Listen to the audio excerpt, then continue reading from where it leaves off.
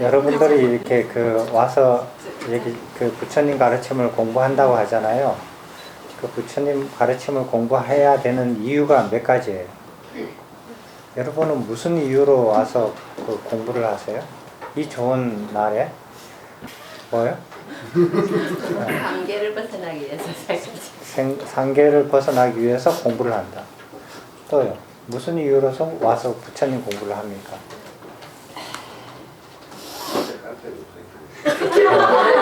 갈 데가 없어서 와서.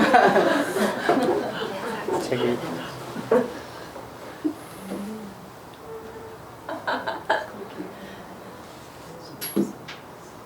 다른 분은 이유가 있어요?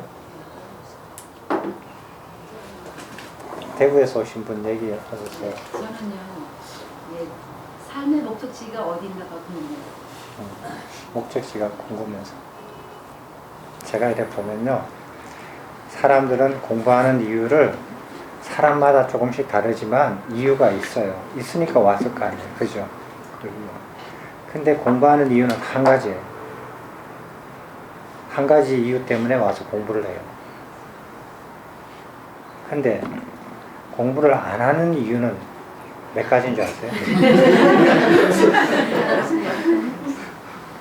공부를 안 해야 되는 이유는요, 한 사람 앞에 이유가 수만 가지예요. 하는 이유는 딱 한 가지인데 안 하는 이유는 수만 가지예요. 아침이면 너무 이르니까 안 해요. 점심이면 바쁘니까 안 해요. 저녁이면 너무 늦었으니까 안 해요. 밤이면 자야 되니까 안 해요. 젊으면 놀아야 되니까 안 해요. 늙으면 기억력이 없고 기력이 없어서 안 해요. 안 하는 이유는 수만 가지더라고요. 보니까 참 이게 희한해요. 하는 가지는 딱 한 가지인데 안 하는 가지수는 수만 가지더라고요. 그러니까 그대로 내버려 두면 결국 안 하게 돼요. 삼각형을 이렇게 하라고 했는데 하는 이유를 딱 얘기를 했는데 안 하는 이유는 계속 안 하는 이유가 붙어요.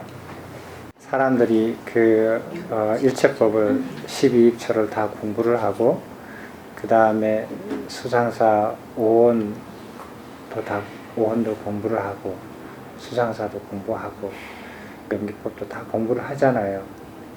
하는데 본문에서 바라보지 않는 방법으로 질문을 하면 그게 인식활동을 어떤 관점에서 분류해보라 이렇게 얘기를 하잖아요. 그러면은 이때까지 인식구조를 다 설명하고 다 알았다고 생각하는 사람도 그 질문을 딱 받는 순간 이게 무슨 의도가 있는 문제지? 이게 무슨 말이지? 이걸 어떻게 대답해야지? 이렇게 다시 생각을 해요. 그죠? 그래서 그게 이제 자기가 헷갈리면 그럼 다시 공부한 걸 다시 반복을 해요. 어떤 관점에서? 이 문제를 해결하는 관점에서 다시 봐요. 그죠? 처음에는 그냥 이해하려고 봐요. 뭐가 어떻게 써져 있나? 제대로 써져 있나? 그렇게 이해했다가 다 이해했는데 문제를 보고 답이 확실히 모르겠으면 그 문제를 해결하는 관점에서 본문을 다시 보게 돼요. 그죠? 그러니까 똑같은 본문을 이제는 의도를 가지고 보는 거예요.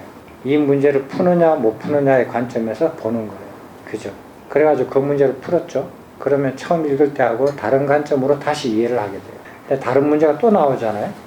또 나오면은 이거를 못 풀잖아요. 그러면은 이 문제를 풀기 위한 관점으로 본문을 또 다시 봐요. 그러면은 본문을 이때까지 봤던 각도에서 조금 다르게 다시 보기 시작해요. 그래서 선을 보는데 이렇게 마주 앉아가지고 얼굴만 이렇게 정면에서 보지 않고 조금 이렇게 삐딱하게 옆모습도 보고 뒷모습도 보고 이렇게 돌아가면서 모든 각도에서 다시 한번 볼 때 진짜구나, 진짜 예쁘다, 마음에 든다 이런 게 확신이 더 생기잖아요. 앞모습만 딱 한 번 볼 때 확신이 생길 때보다.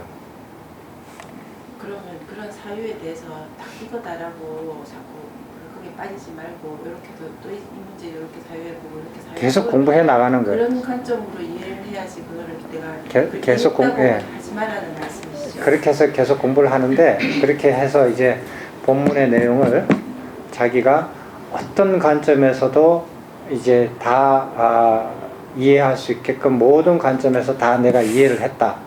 만약 이해를 다 했다. 이러면은 문제를 딱 보는 순간에 답이 탁 튀어나와요. 튀어나오는데 그 어떻게 튀어나오는가 보면은 그 사람이 어느 정도까지 들어가서 이해했다라는 게 드러나요. 근데 이해가 돼야지 사유가 되죠. 이해를 하기 위한 과정이 사유예요. 이해가 돼서 사유하는 것은 장난치는 거지. 사유로 그냥 그 말장난하듯이 사유 장난하는 거죠. 이해하기 위해서 계속 하는 게 사유예요. 그렇게 해서 이때까지 공부했던 것을 자기도 모른 채 그런 의도를 가지건 안 가지든지 간에 자기 관점으로 사람들이 공부를 해요. 근데 문제를 딱 갖다 대고 그 문제로서 다시 보라고 하면은 그거는 강제적인 거잖아요. 자기가 원하지 않지만 그 안경을 끼고 봐야 돼요. 강제적으로. 근데 그런 거를 계속 여러 각도로, 여러 안경으로 계속 보면은 안경을 안 껴도 모든 각도로 다 보여요.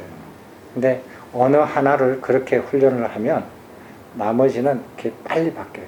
제가 이렇게 그 대학교 2학년 때 전공을 공부하면서 정말 힘든 거예요. 왜 힘드냐면은 이 물리라는 이게 구조가 있거든요. 이해를 하려면 이런 구조를 이해를 해야 되는데 이거를 이해해야 되는 구조하고 내 머리 구조하고 너무 안 맞는 거예요. 이거를 서로 맞춰야 빨리빨리 이해를 하고 빨리빨리 기억이 되고 이렇게 진도가 나가는데 내 머리 구조는 완전히 저렇게 돼 있고 이쪽 구조는 완전히 이렇게 돼 있어요. 근데 이거 가지고 먹고 살아야 되잖아.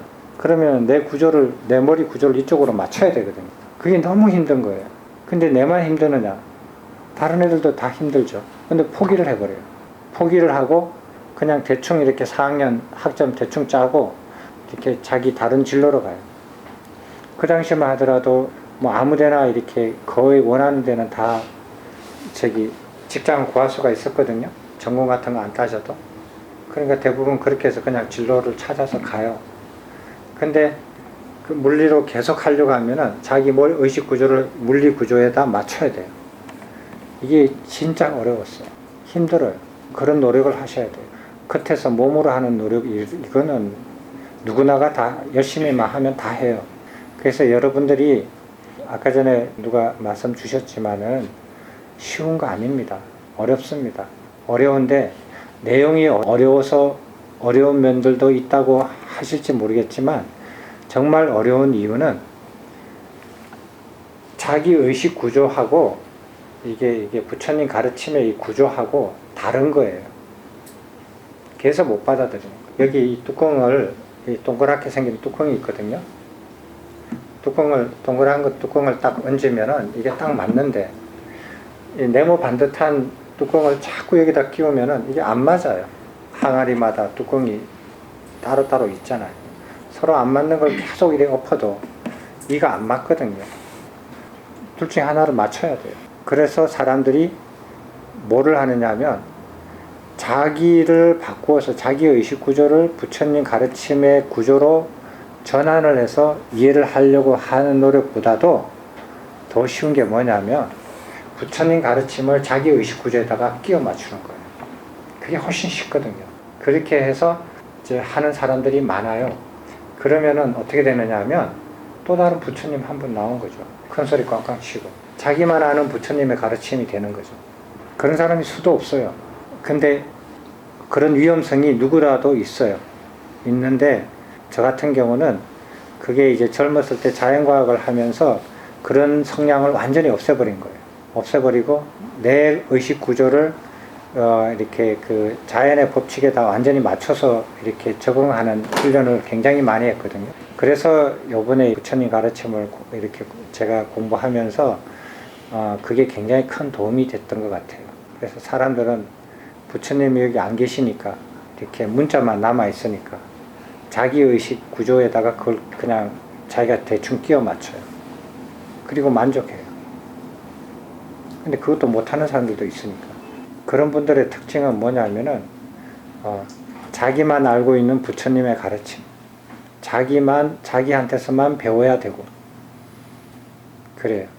자기 이외에는 누구도 설명해 줄 수 없고 이해할 수 없고 그런 뉘앙스를 많이 풍겨요.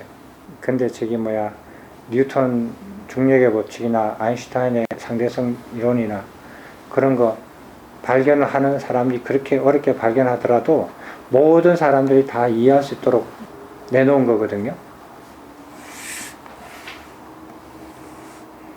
부처님 가르침도 그래요.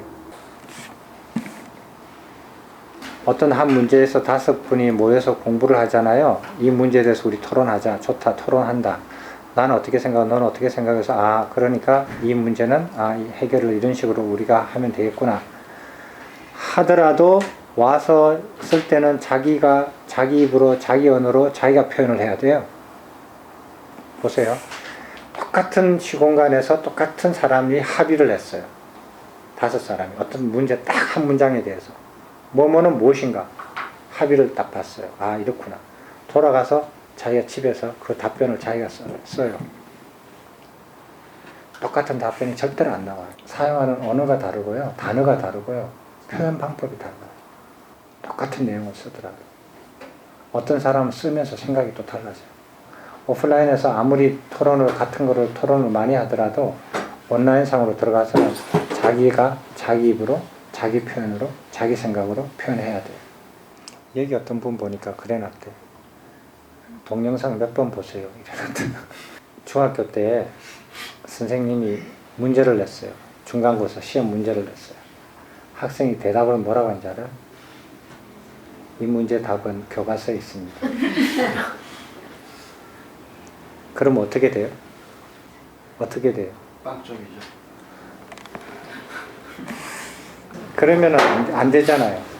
선생님이 교과서에서 이렇게 그 공부하라고 교과서에서 있는 문제를 내서 그 대답을 물었는데 학생이 대답하기를 교과서에 있습니다. 이렇게 대답하면은 이거는